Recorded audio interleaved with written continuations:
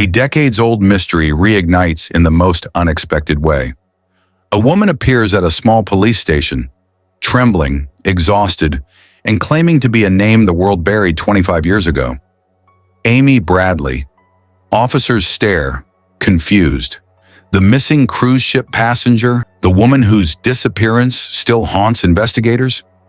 They arrest her for disturbing behavior. But what she says next silences the entire room. Her statements are precise, chilling, filled with memories only Amy could have known. But is she a survivor returning from the edge of hell, or someone weaving the most convincing lie investigators have ever heard?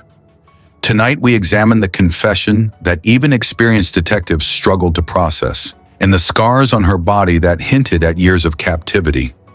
Because every detail she whispered raised questions no one was prepared to face.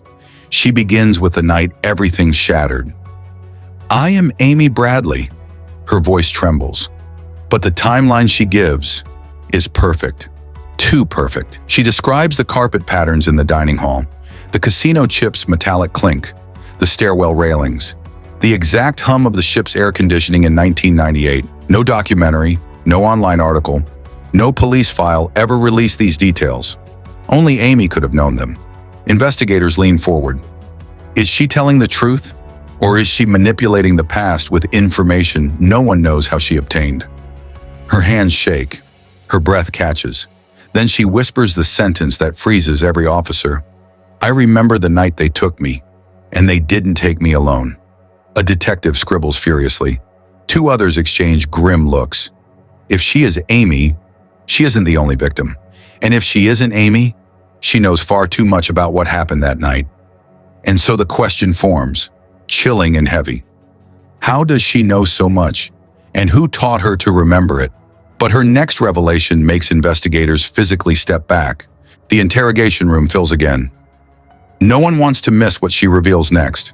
The woman sits quietly, fingers trembling, eyes empty yet observant. She begins to describe people, not just vague shadows, names. Names tied to missing passengers, names tied to Caribbean disappearances, names the public never heard. The lead investigator nearly drops his pen. These names belong to individuals connected to classified cruise ship trafficking investigations. Files sealed, files scrubbed. Files only the FBI's deepest units accessed. She should not know any of them, but she keeps talking. Dates, routines, smells, rooms, weather patterns from specific nights. Each word matches internal records investigators check later, records never released to the public. One officer whispers, "Impossible. Impossible." Another asks the forbidden question, "Why now? After all these years, why come forward?" She lowers her head. "Because I'm ready to tell the truth." And they're still out there. The room turns ice cold.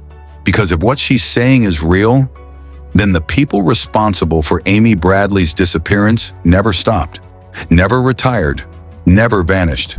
They are still active, still operating, still watching, and she claims she has seen them. Up close, investigators leave the room shaken. Some believe her. Some think she's a brilliant liar, but every fact she gives checks out. Every timeline aligns, every classified detail fits. So now a more terrifying question replaces the first. If she isn't Amy, then whose memories is she carrying? Her next confession forces investigators to reopen evidence they once considered impossible. Imagine this. A 23-year-old woman disappears from a cruise ship. No body, no trace, no good explanation. Decades pass. Then someone walks in, claiming she survived, claiming she lived through unspeakable things, claiming she remembers everything. The rational mind says, it's impossible. And yet, she remembers the exact route taken through the service corridors. She recalls the man with bright, strange eyes. She describes the emergency stairwell no passenger should ever have seen. Every memory is razor sharp, traumatic, painful, real. So investigators face the truth they feared. If she is lying with knowledge she couldn't possibly possess. If she is telling the truth, Amy Bradley may not be the only victim who tried to come home. The chapter closes on one final haunting question. If she really is Amy, why is she more afraid of being found than being lost?